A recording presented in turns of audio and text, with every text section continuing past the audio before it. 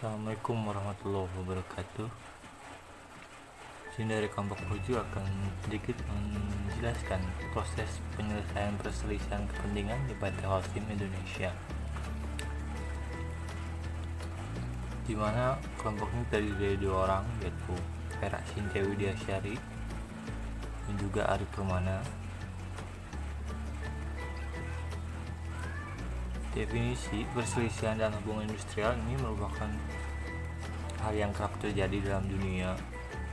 Perselisihan ini menurut Undang-Undang Nomor 2 Tahun 2004 tentang penyelesaian hubungan industri atau yang disebut juga Undang-Undang PPHI ialah perbedaan pendapat yang mengakibatkan pertentangan antara pengusaha atau gabungan pengusaha dengan pekerja atau buruh atau serikat buruh. 4 jenis perselisihan hubungan industrial. Yang pertama, perselisihan hak. Di sini perselisihan hak ialah perselisihan yang timbul karena tidak dipenuhinya hak akibat adanya perbedaan pelaksanaan atau penafsiran terhadap ketentuan peraturan perundang-undangan, perjanjian kerja, peraturan perusahaan atau perjanjian kerjasama. Yang kedua, perselisihan kepentingan. Di sini ada perselisihan yang timbul dalam hubungan kerja karena tidak adanya kesesuaian pendapat mengenai pembuatan atau perubahan syarat-syarat kerja yang ditetapkan dalam perjanjian kerja. Yang ketiga, perselisihan pemutusan hubungan kerja. Perselisihan pemutusan hubungan kerja adalah perselisihan yang timbul karena tidak adanya kesesuaian pendapat mengenai pengakhiran hubungan kerja yang dilakukan oleh satu pihak.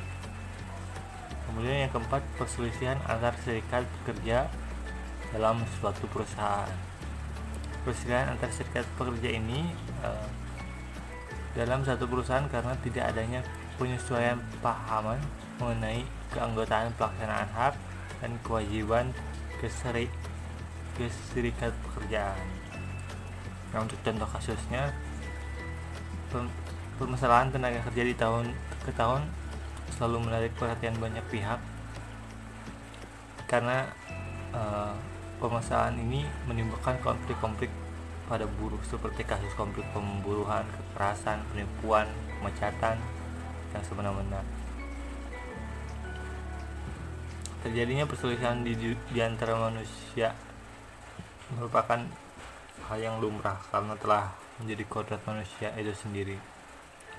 Oleh karena itu, yang penting dilakukan adalah cara mencegah atau memperkecil perselisihan tersebut.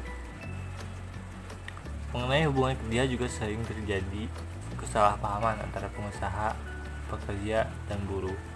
Tidak tertutup kemungkinan setiap hubungan itu akan diwarnai perselisihan. Hal itu dipicu dari adanya perbedaan kepentingan antara pekerja atau buruh dan pengusaha yang ada.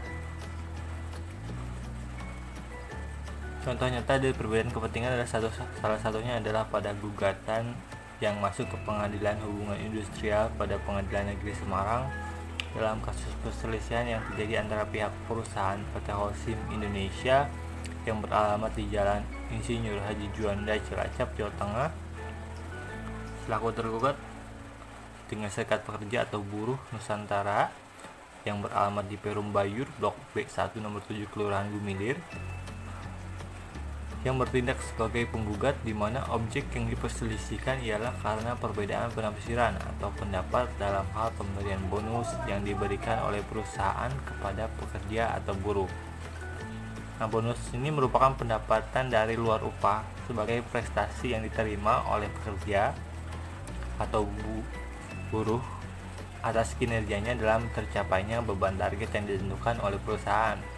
Nah, dalam kasus tersebut, pada awalnya antara penggugat dan tergugat tidak pernah ada masalah tentang pemberian bonus karena beban target pada tahun 2009, 2010, 11, dan 12 ditetapkan oleh tergugat masih relatif stabil, yaitu 10% sampai dengan 15%.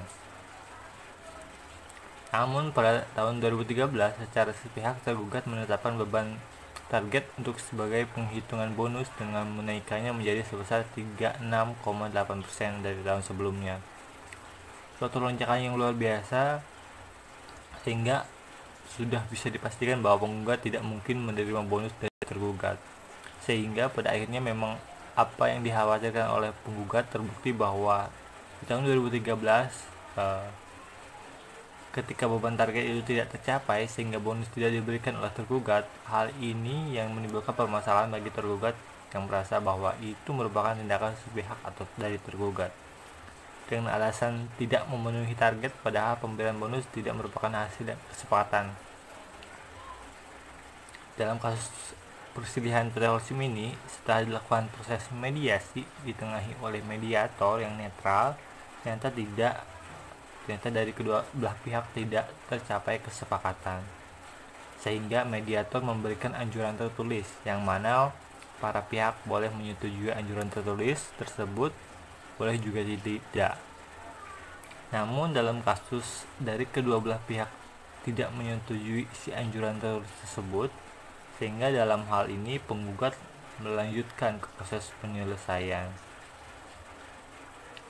Nah, untuk contoh kasus di atas ini saran dari kami, pertama bagi pihak penggugat atau buruh atau pekerja, sebaiknya sebelum menyepakati perjanjian kerjasama, hendaknya dari pihak pekerja untuk lebih teliti dan memahami kejelasan maksudnya agar kedepannya tidak terjadi kesalahpahaman di kemudian hari. Untuk yang kedua, bagi pihak tergugat, sebaiknya untuk lebih mensosialisasikan kembali mengenai kejelasan dan maksud dari 15 perjanjian kerjasama kepada pekerja atau buruh yang telah disepakati agar nantinya tidak terjadi kesalahpahaman kembali di kemudian hari.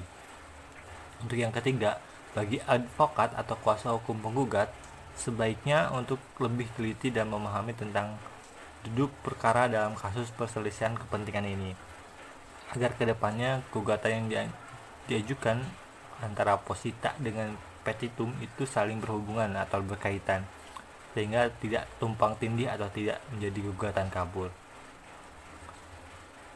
Untuk tata cara penyelesaian hubungan industri ini, agar tidak salah melangkah ketika menghadapi perselisihan hubungan kerja dengan karyawan, berikut adalah penyelesaian hubungan sesuai Undang-Undang Nomor 2 Tahun 2004 tentang penyelesaian perselisihan hubungan industrial. Yang pertama, perundingan bipartit.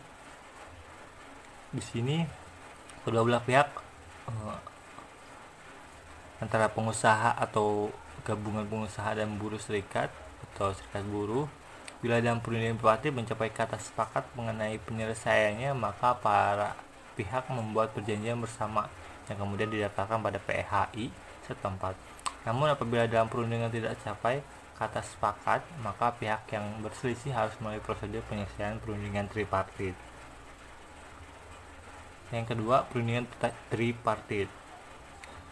Perundingan ini antara pekerja, pengusaha dengan melibatkan pihak ketiga sebagai fasilitator.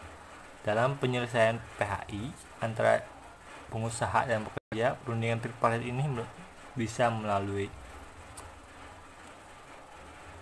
mediasi, konsiliasi, dan juga arbitrase.